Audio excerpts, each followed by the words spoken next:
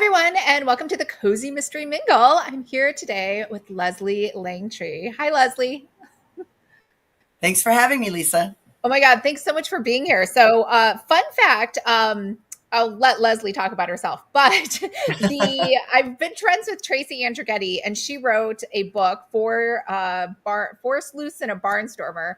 And so we did an interview. It was like the first one on this channel. And I read the book and I was like, oh my God, these Leslie chapters are so funny. Right. And so I started reading her books and I cannot stop. This is like literally all of my Audible credits have gone to this series. It's so good. So, but I will stop.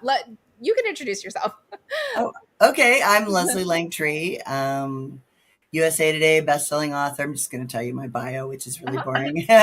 And I have 30 books in that series. The 30th one comes out tomorrow. So it's a long series and I really enjoy writing it. Do you want me to tell about it now or just? Yeah, let's talk about the series and what's in this book. So the Merry Wrath mysteries are about Merry Wrath, who was an accidentally outed CIA agent, had to come home, and she didn't want to quit her career this early, but the vice president was getting back at her senator dad, so she had to leave the company. She got a nice settlement. She moved back to her small town of Who's There, Iowa, where her best friend convinced her to start a Girl Scout troop. And the rest is just craziness, so... All right. Chaos reigns. And what happens specifically in book 30? So book 30 is Museum of Murder. So because this town has so many murders, it's like the murder capital of Iowa, they create a murder mystery museum where there are exhibits based on the murders that have happened there. And of course, Mary was involved in all of them, so she's not terribly happy about this. And so the 9 exhibits are from past mysteries that she solved. And of course there's a body, and of course there's strange characters and weird goings on, but it was really fun to write because it was fun to revisit 9 different books from the series and talk about them again. So I had to look some of them up because I always forget what happens in some of them. I'm sure it's been a while. Yeah. So I guess, can people jump into book 30 without having read 1 through 29? Yes, all the books are standalone. I mean, I read series from the very beginning. That's just me. But our reviewers have said, yes, you can jump right into this book and then start, anywhere you want. So it should be okay to do that. There's some very, very, very mild spoilers from the 9 books before. And I say that in the beginning of the book. But they're not humongous spoilers. They're not anything that's going to ruin those books for you. If you're anything like me, you forget what you've read once you read it anyway. So, right. Well, let's give everyone a setup if they're just jumping in, like who's who, what's what, and what's going on before they step into book 30. Oh, okay. So, you mean with the whole series, or? Yeah, like who's Kelly, who's Rex, who's Riley. Yes. So in other characters in the book, Kelly is her best friend and co-leader. And she is the more normal, serious one, whereas Mary's pretty quirky and not totally used to working with little girls. So it's a little strange for her, and she has to, learn not to swear and learn not to talk about killing a man with one finger and things like that. So, and then there's Rex and Riley, Riley was her former handler in the CIA. He's too gorgeous for his own good. Real slick guy who gets all the women. And Rex is the hunky detective who moves across the street in the first book and just moved to Who's There. And it ends up being the love interest. I mean, there's kind of a triangle for a little bit, but, so they get married. He's her husband. And he's very, very good about putting up with her interfering in his cases. He doesn't like it, but he's a saint because he puts up with it. So, and then there's the troop. So the first book, they're kindergartners, they're Daisy Scouts. And by now in book 30, because I did stretch it out over a few years, I mean, I really stretched them out, so I didn't want the girls to age up too soon. But now they're 6th graders. They're in middle school. And I ran a Girl Scout troop here for 10 years, and they were ghouls. They were into the weird stuff, and they were tomboys, and they wanted to go hiking and horseback riding, and they were really smart. And so the troop is based on them. And so, like, for example, there's 4 Caitlin M's, because I had 2 Caitlin M's, and they look exactly alike and talk at the same time and basically share a hive mind. There's Ava, who wants to be an insurance CEO someday from kindergarten on. She wants that. There's Betty, who is, she's kind of like the black ops member of the team. Betty gets into trouble a lot. Betty likes ninjas and spies and all that kind of thing. So it was really fun because there was an actual Betty in my troop. So it's fun to have the girls aging up in the troop. Who else is in the books? Is Hannah still in the book? I'm still on book 4. So yeah. Well, and so as time goes on, girls drop out of the troop or move away or whatever. And so, because I started out with like 24 girls in the troop, and that's fine when they're really little, but then when you're writing the books, it's really hard to have that many. So my troop winnowed down by the time they got to high school to about 8 girls. So I figured 8 girls was a good amount to write about, but they just usually move away and that kind of thing. But yeah, I was like, how am I gonna do justice to 24 girls? Right. So. And so did they end up moving into Rex's house or into Mary's house? So Mary has a ranch style house. It's her first house ever. And Rex has a 2-story house across the street. So they end up moving into Rex's house, which becomes Mary's house. But she keeps her old house because it's sentimental. She doesn't want to give it up. And so they have their Girl Scout meetings there. And sometimes they put people up there. But so she kept that house. Got it. Okay. And also, I should say, and I think I said this before, this is like my new favorite series now.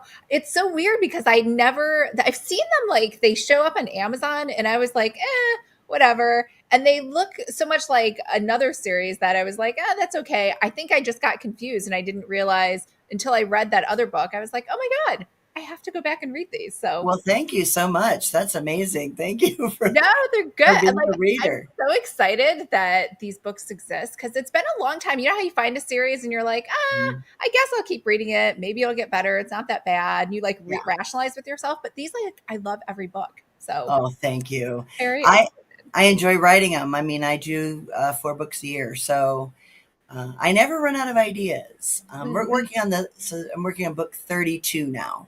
Wow. So book 31 will come out in July and then 32 in October. And so I usually do January, April, July, October. And my fans love that because they know when they're coming out. And maybe as I get a little older, I'll winnow them down to 2 or 3 books a year. But for now, and like you, I like to read series. I like to read big series because I get excited if I read the first in a series and I love it. And there's 20 books in the series, and then I'll just binge the whole thing. I don't like it if I read a book that says first in series and it's the only one out. Yeah, I don't even want to start it in case they don't write anymore, right? Right. That happens. Yeah. That actually happens. So, okay. So are there any more of the 4 Sleuths books coming out, or what's the plans with those? So we have 3 of them. So they take place in people's worlds. So because it's 4 characters from other series. So it's Merry Wrath from my books and the other 3. Yeah. They come together not knowing each other in 4 Sleuths and a Bachelorette. And this is in Niagara Falls, and the Bachelorette goes missing from the party. And so then we did the second book in Tracy's world, which was 4 Sleuths and a burlesque dancer. So that takes place in New Orleans. All the women decide to get together without having any murders. And of course there's murder. So, And then the third book took place, 4 Sleuths and a Barnstormer, took place in Mary's world where they go glamping. They all come and go glamping, and of course there's murder. And so if we do, the next one would be Diana's world, San Francisco guy kind of thing. We're taking it easy. We really crank those books out, and so we're taking a little break right now to figure out, get recharge our batteries, because even though it's easy, you only have to write 5 chapters. We do a lot of plotting in I'm Zoom meetings, sure and yeah, a lot of coordination for that a many. lot of coordination, and so it takes a lot, and it does take away from our other series sometimes. Mhm. So everyone, needed to. I got to catch up with my books and series and stuff like that. So they were really fun to do. Really fun books to do. Great. So let's talk about this book 30. Who gets more? Is Riley still in book 30? Riley is still in. He leaves the CIA, joins the FBI, and then retires to who's there to become a private investigator. And they don't really have a lot of private investigations Right. in this town of 5,000 people in Iowa or whatever. So he's still there. Sometimes he's very useful in the books, and sometimes he's got other cases. And Kelly works for him. She's an emergency room nurse in the beginning of the series, and she ends up working for him. So that's how we see him most of the time, is she goes to find Kelly. Oh, okay. But And he's great. I'm behind. So is Dr. Body, the medical examiner, still in the series by book 30? Oh, yes. Oh, she Oh, is. yes. Okay. You have to have a medical examiner if you're going to be dealing with, this kind of thing. And so I came up with Dr. Sujin Body as, I don't know where I got the last name, but Sujin, so she's Korean American, and she is the most beautiful woman in the world, and she's super nice and smart. Mary hates her at the beginning. But then she's just, there's nothing wrong with her. She's just the best person ever. So Mary has to overcome her, why don't I like her? Because she's perfect, And Sujin plays a big role in some of the books and is in every book. So I love her to death. She's one of my favorite characters. And so in book 30 is like, who gets murdered? Can you tell us who gets murdered in book 30? And is it Rex's investigation or a side amateur sleuthy? Well, so I won't tell you who, Okay. but I will tell you it happens pretty quick, because there's a couple of big twists in the book regarding the deceased. Okay. And so, but I will tell you that Mary finds the deceased in one of the exhibits, as if it was part of the exhibit. So instead of the mannequin, she finds the body. And so it is Rex's investigation, but Mary doesn't listen to a lot of that, because she's almost always implicated in these things. I mean, I guess when you're a spy, you're going to be the first person to go to. So she is working parallel to him. Sometimes she works with him. Sometimes she's parallel to him. Sometimes she just makes him very angry and does what she wants anyway. So yeah, it's both. They both do it. And he usually gives up and says, okay, let's work on this together, which they do sometimes. And they still have all of the cats, Martini, Moneypenny. They don't have Moneypenny, I think. Moneypenny, now I have to remember because it's 30 books. I think Moneypenny went to Sujin's. So Sujin took Moneypenny. So she's still got Philby, who is the obese cat, mother cat, like Hitler. And she calls her the fat feline Fuhrer, and has a personality match. And then her daughter, daughters were Moneypenny and Martini. And Martini is still there. She still belongs, but she's narcoleptic. So she'll be awake for 5 minutes and then just pass out cold and just sleep. She just sleeps all the time. And sometimes on people, sometimes in weird places, but yeah, still got all the cats. All right. Perfect. I mean, are there any children in their future? I don't think so with Mary. I have other characters who have children in the series. But Mary is just, when she's in my head, she's like, the troop is my family. I don't know if she could handle dealing with a baby and running around like she does, because she really is a bit reckless and takes risks. And I don't think Rex would be happy with that. So in Museum of Murder, Rex's twin sisters-in-law, or twin sisters, who are taxidermists, they have babies, so she gets to play with babies. But yeah, I don't know if she's mature enough, Yeah, and she's busy being a cat mom. So yes, that's right. As a cat mom Oh, yes. I Yeah. know. Like, How many cats do you have? we have 2 cats, and we have a bunny Mm-hmm. who is hopping around my office right now because she gets to come up here during the day. And then we have a pug. So the pug is Phineas. The cats are Tony and Miss Kitty, and the bunny is Bun Bun. We're real original when it comes to names. That makes it easier. In fact, I do like that the medical examiner is her last name is Body. It just makes it so much easier to know who we're talking about. Well, it's kind of fun because she deals with bodies, Uh-huh. and I threw that out there and I liked it a lot, and so it stuck. I Yeah, do that. that's perfect. Yeah.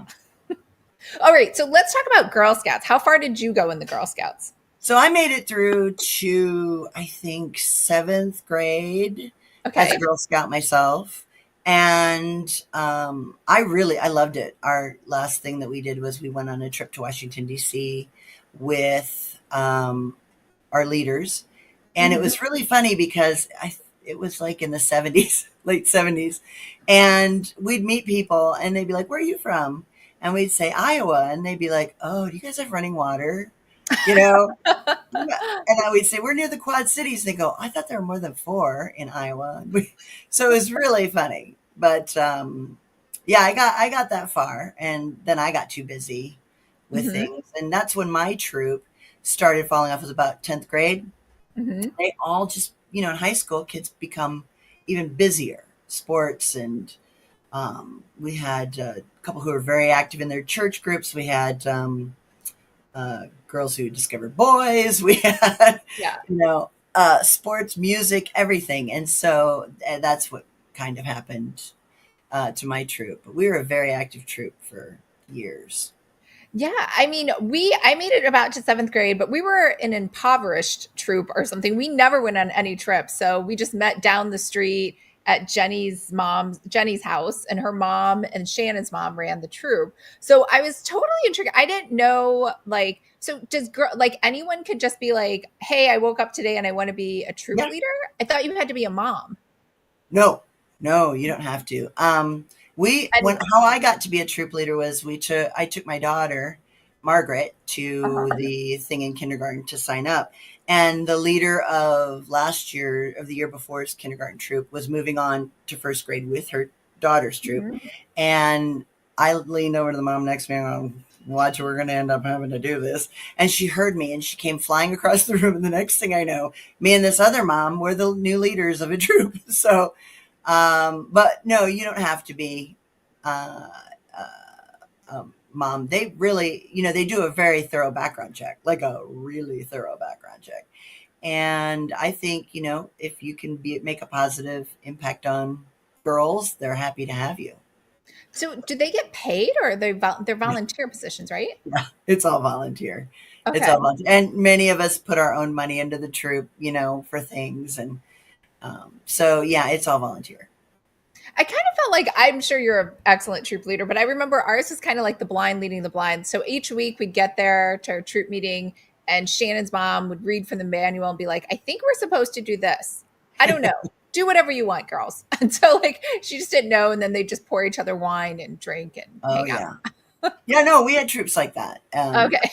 Adjacent troops adjacent ours, but our big thing was we had 4 leaders. We were lucky to end up with 4 leaders who Hmm. were all moms, and they were fantastic. And so we had someone who was really good at organizing. So when we get ready we did a 3-day, 2-night Labor Day camping trip every year, Hmm. and she would organize the food and get the permission slips, and we had a cookie mom. I couldn't have done it without them. And I was the quirky, weird one. So, but I was trained in teaching low ropes course, zip line, canoeing, and field archery. So that was what I contributed. So, Oh, yeah. If it yeah. couldn't be done around a kitchen table, I don't think we ever did it. Except that. Okay, Well, so explain the hierarchy to me. You said Daisy Girls. I thought it was just I was in Brownies, Girl Scouts, and then I ended up quitting. and Daisies started, I don't know how long ago. I think Was that maybe a about new 20 term? years ago or something. They Oh, okay. started with kindergartners because it used to be you started as a brownie in 1st grade. Yeah. So Okay. they started Daisies, and Daisies is kindergartners, and then Brownies Mhm. is like the 1st through 3rd, and then juniors is third through sixth, I think. It depends on, and then seniors. So, and then you can also be a Juliette if you don't have a troop. You can just join and be your own Girl Scout troop. So you sell cookies, you go to camp and all that. But if there's no troop in your area, you can be a Juliette too. So it's a little confusing. And probably it's all changed by now. It's been a long time. I try to keep up with it because of the books, but badge work has changed dramatically since I was a Girl Scout. And so, yeah, I try to keep it kind of loose when I write about that so that I'm not dating the books too much. Do people still wear the sashes, or are they all electronic now? Like, I feel like maybe if someone just has an app now on your phone. That would be a good way to keep track of it. The girls wore like little smock vests for daisies. They were blue, and you earned petals of a flower that end up making a daisy on the front. And then the brownies, our brownie troop, they wore vests. And then juniors, they wore sashes because they were getting to a point where they didn't want to wear them to school. Before they were like, yes, we're going to show everyone. And so they could throw a sash in their book bag, and put it on for meetings. So they just stuck with sashes after that. So yeah, I think they still do that. I think I've seen Girl Scouts still wearing the uniforms. Okay. Well, let's talk about your favorite Girl Scout cookies. Oh, it's Thin Mints. And I agree with, you said, I think in your thing to me that pre-healthy. Yes. Yes. I don't even know. I loved Girl Scout cookies. And then they changed the recipe. They're like, oh, we're getting rid of, I don't even know, trans fats or something like that. Like, who cares? Yeah. It's not like I ate them because I wanted to be healthy. They're cookies. Yeah. Oh, no, I can eat a whole sleeve of Thin Mints in 5 minutes. If only I could get the old recipe. Well, all the good stuff's bad for you. Everything needs to be cooked with lard and, know. So, that's my favorite. But I do like some of the other ones too. They have a s'mores sandwich cookie that's really, really addictive. But I try not to. When my troop would have cookie day where we'd go get our cookies from this warehouse, bring it all back, sort it in the garage. My kids love that day because that was a cookie buffet, Girl Scout cookie buffet for dinner. That's all we had for dinner was. But yeah, the Thin Mints. Oh yeah.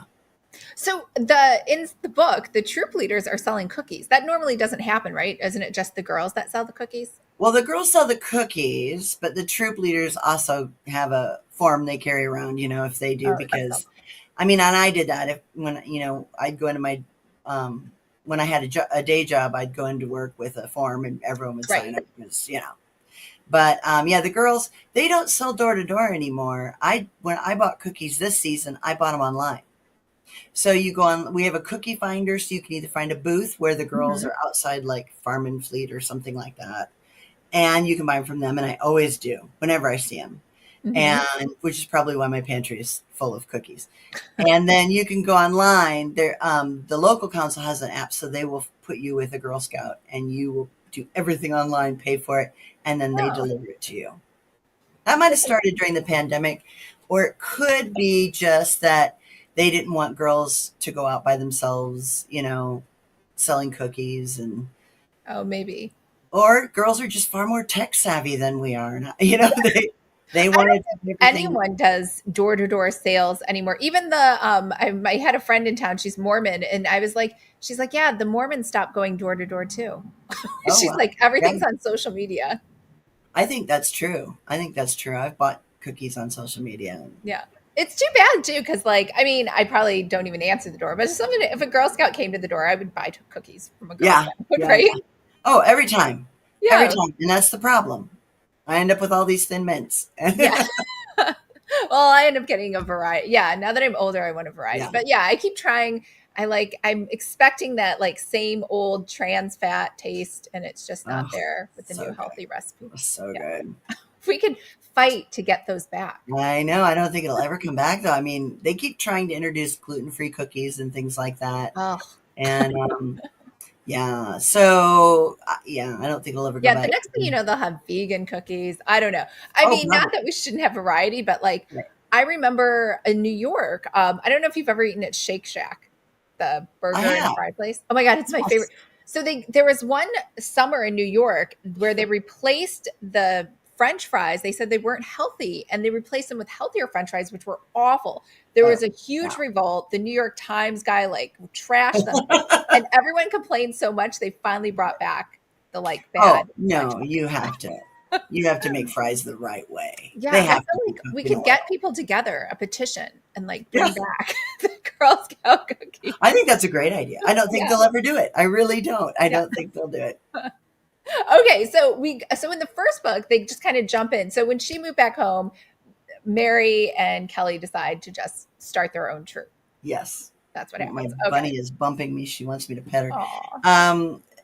Yes, so they come back and they start their troop, and I don't really deal in the specifics of that as much because, I want to get right to the girls in the troop itself. Right. So they started right away, and they had to go through training and things like that. I had to go through training, and sometimes it was just sitting in a room looking at a video, but a lot of other things were more hands-on.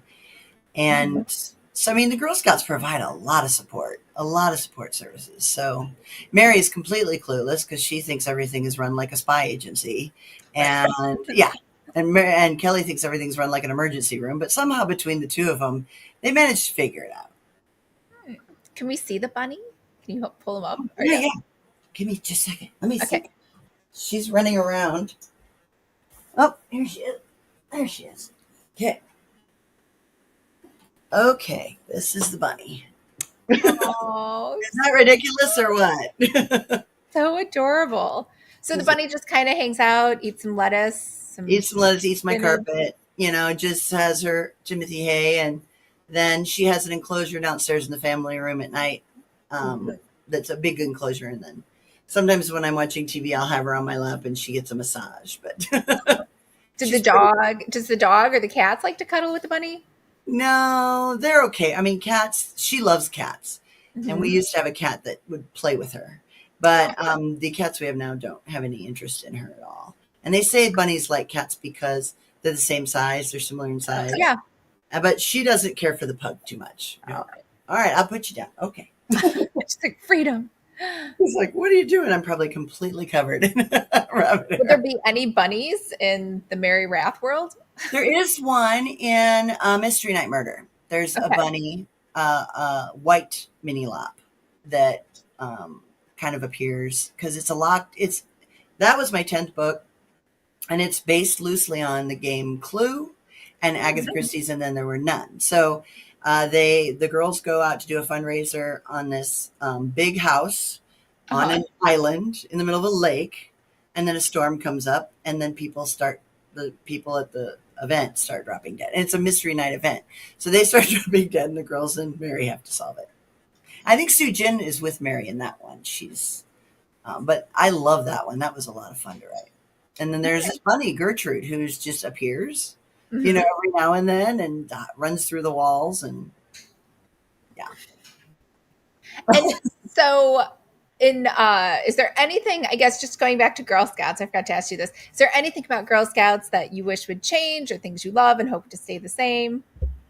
I love the way they do things. And I think part of the thing is, so my son was in Boy Scouts and my husband was in Boy Scouts. So Boy Scouts never seems to change, but Girl Scouts, the leadership often looks at trends and things.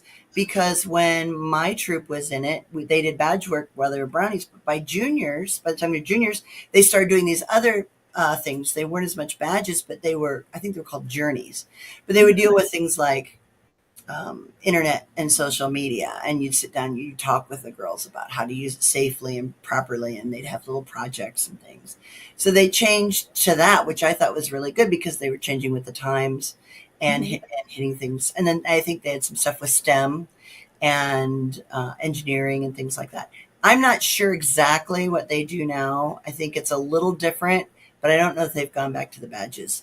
But what I like is that they're very inclusive and they're very much changing with the times as needed. And I think that's really important. I think that's why they do so well is it's always new. It's always fresh.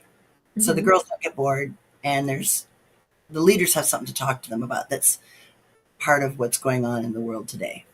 So Okay. I think they do it right. Are you going to be a troop leader in your future, or you're done with that? I did that for a while, and I've thought about it again. And every time I do, I go out to lunch with my friend who was my co-leader, and she's like, "No." But I think part of that is, so I'm at a point in my life where I'm starting to, like, between books, travel a little bit, and I have empty nest, so go visit my daughter in Chicago, or we, I take a trip every spring. I'm a knitter, so I took a knitting trip to Scotland and the Shetland Islands last May, and I became hooked. And I met 2 women on that trip. We're going to Iceland and Ireland at the end of May this year. So I want to do stuff like that. I don't really want to be pinned down to every other week I have to do this thing, Right. But I am thinking about going out to camp and volunteering again in the off season to run zip line and those things, because I really did enjoy that. It's very scary. I haven't even done a zip line. Oh, it is scary. When they train you, it's scary, but then you realize if you go through all the checks, it's fine. Yeah, too bad you weren't my troop leader. I mean, we had such an inactive troop. Well, my girls were all tomboys, pretty much. They were kind of girly in the beginning, like Mary's troop, but they wanted to ride horses and they wanted to do outdoor things. So every meeting had to have like some outdoor game. It had to have a craft. It had to have a snack in addition to whatever we were doing. So boy, and if you didn't have that snack, oh, that was dangerous. But they loved crafts too. So we'd always try to do something. And, but they lived for those weekends where we're going to go horseback riding or we're going to go do this, and that was so fun. I have enough material from those 10 years to last me for 100 books. Perfect. Yeah. So who's there? Is that modeled after Des Moines or another city in Iowa that you like? Well, it's kind of modeled after the town I grew up in, which is DeWitt, Iowa. So it's in the eastern part of the state. So Des Moines is too big, but it is 30 miles from Des Moines because I felt it was important to have a big city nearby so that they could do things that you can't really do if you're out in a rural location. And Mary needed to have access to planes and things like that. So it's like southeast of Des Moines, 30 miles away. And Iowa also has some weird town names.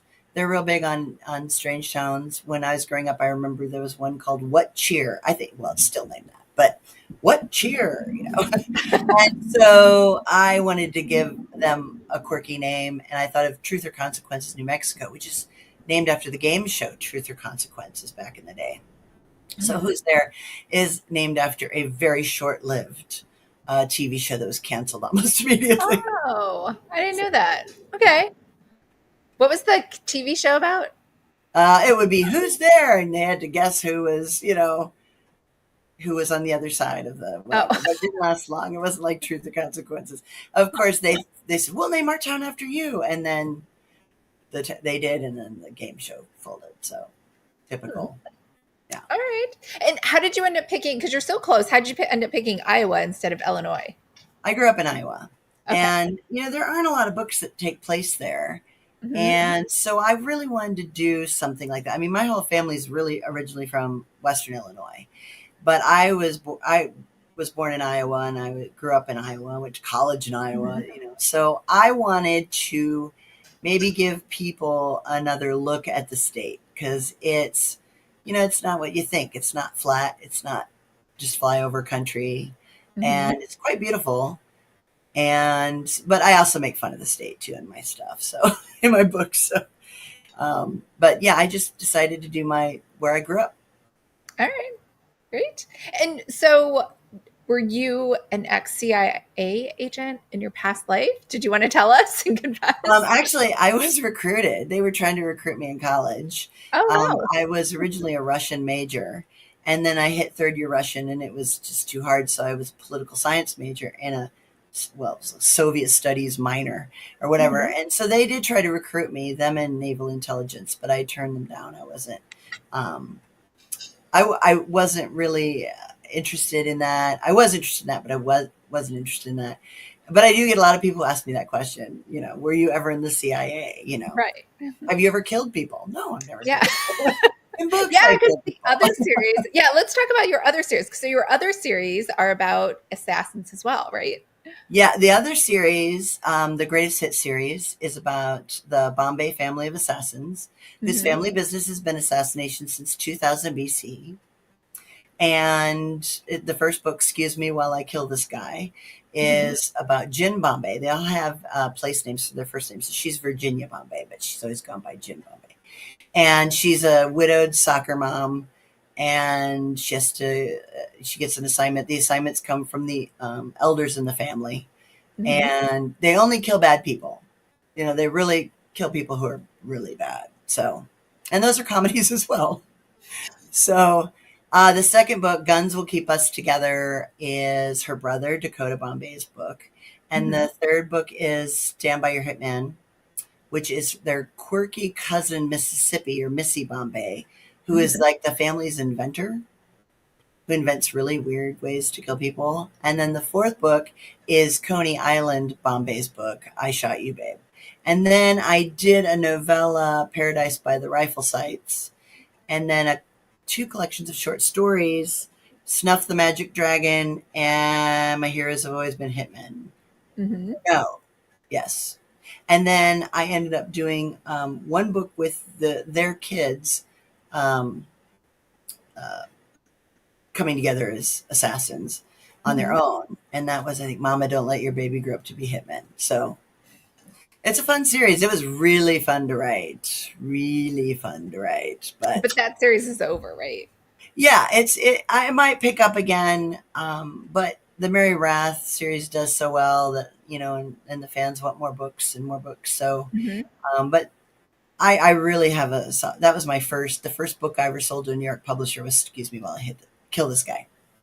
Okay. And it was a joke. I just gave them that title as a joke and they loved it. And then I went, oh no, I have to find other songs to mangle for the rest of the series. You did a great job. They're all good titles. Thank you. I do have a lot of people, young people who say, what's Guns Will Keep Us Together? And I have to explain the Captain and Tennille to them. So.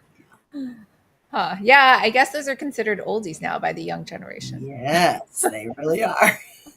Okay, so our amateur sleuth, Merry Wrath, are you a lot like her personality-wise or totally different? I'm a lot like her. I was the one my leader a co-leader had to take aside. Okay, we have to be more responsible. We have to, do this, do that. I mean, I didn't go to the depths that Mary goes to with, okay, there were new winter sniper training, but yeah, she's a lot like me. She actually does things I wish I'd done or wish I could do. And I just get a kick out of her. Her first curtains in her first house are Dora the Explorer bed sheets because she loves Dora the Explorer and she didn't know she was supposed to buy things like curtains. And so she gets these bed sheets because she figures Dora is a spy and Boots the monkey is her handler. So, yeah, she can do stuff like that because she had this background that wasn't normal. Being a spy and being all over the world isn't really normal. So it was fun trying to make her deal with that. Got it. Aha. So you really did wish you took the CIA job. Maybe a little, but then none of these books would probably be here. I probably wouldn't have time. What did you do after college? So after college, I ended up moving to Virginia. My husband was then, or fiance then, was in the 82nd Airborne in North Carolina.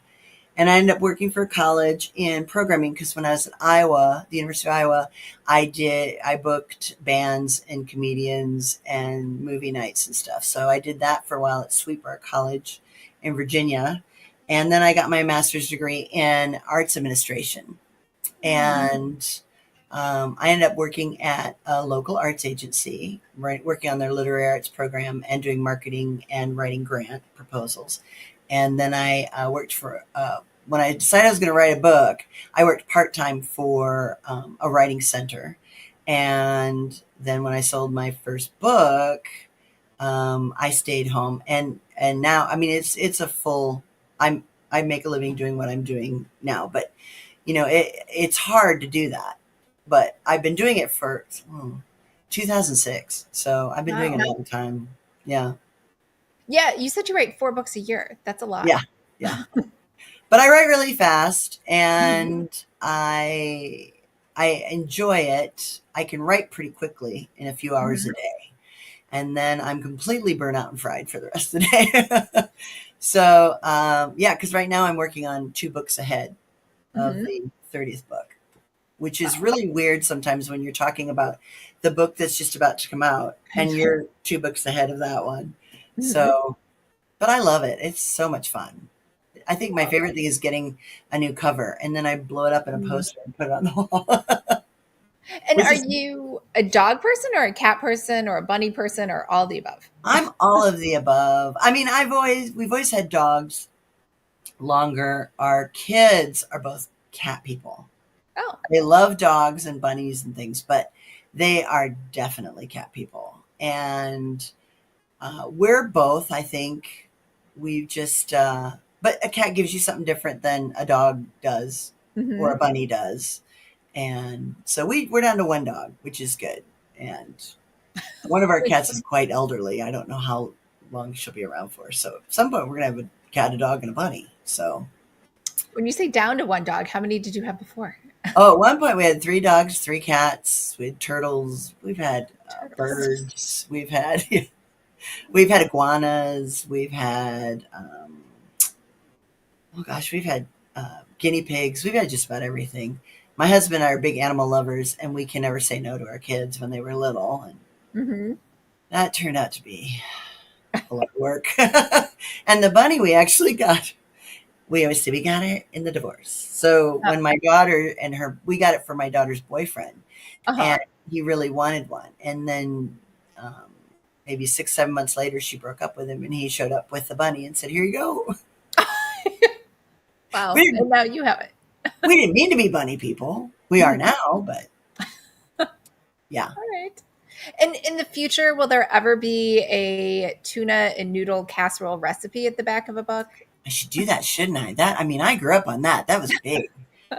Big. Yeah, Midwest. As soon as I read that, I was like, oh, that's the Midwest. Because they don't really do casseroles anywhere else. Everything's casseroles, and bars, bringing bars to things. And so, yeah, I should do that. That was one of my favorite things to eat when I was a kid. Right. And my mom loved it because we'd eat off it for a couple of days, because it'd be a big pan full of noodles and tuna. And I think it was like cream of mushroom soup. Yes, cream of mushroom was in everything. It was in the green bean casserole, the fried onion casserole. Exactly. And we've had all those things here too. Yeah. Yeah. So Kelly remains her sidekick the whole series, right? Yeah. Okay. Yeah. And they stay true clear, even though Kelly has kids now. Right. And, it's funny because I wrote a couple of books where she doesn't even mention Kelly, because Kelly is pregnant in one of the books and then has the baby. And so I like to make fun of the genre too, the canon of the genre, And so I had Mary, Kelly says at one point in one of the books, well, Finn's in 2nd grade. And Mary goes, what? When did she grow up? She wasn't in the books before. And I like to make fun of the big reveal at the end, where people go, why are you doing that? Why do you do the big reveal? Well, that's what you do. That's what you're supposed to do, is the big reveal. So I love the canon, and I love playing around with it. Cool. All right. So what are your writing plans for 2024? Well, 4 more books. So 4 books, and I have a lot of other series I've always wanted to try, but I just haven't had the time. Some of them are mysteries, some of them are other things.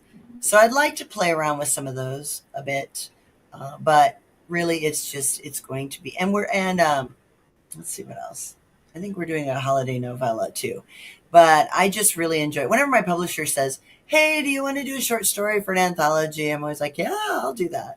So those things can pop up too, but pretty much on track with the Merry Wrath books for now. Okay, so later this year we'll have 31, 32, and then a holiday novella in the series. Yeah, I think so. And then January we'll start all over again. Have a book every quarter. So yeah, I don't see myself being done with this anytime soon. And I keep asking my fans, are you getting a little tired of this? And they say, no, please don't stop. So Yeah. I'm wondering how many books I'm going to end up with. If I do 4 a year, it adds Yeah. up pretty quickly. I mean, honestly, I think the appeal for me too, I'm not a kid person. So I think the appeal, one, I was surprised I liked the series because I'm not into kids, but the Girl Scouts, they're funny kids, right? They're not like they're whiny, annoying kids. Yeah. And then also I think because she doesn't have kids, I don't waste time reading boring stuff about breastfeeding, breast milk, and like all that stuff. It's just like the same funny, zany thing every book. It would be too much for Mary to have a baby. I think it would be hard to fit things in because they're about every third or fourth book. I like to take her somewhere else. Mm-hmm. So like the third book, Marshmallow S'more Murder, they go to Washington, D.C. I have one, I think it was last year, which was Mardi Gras Murder, where they go to Who Dat, which is Who's Theirs, sister city in Louisiana.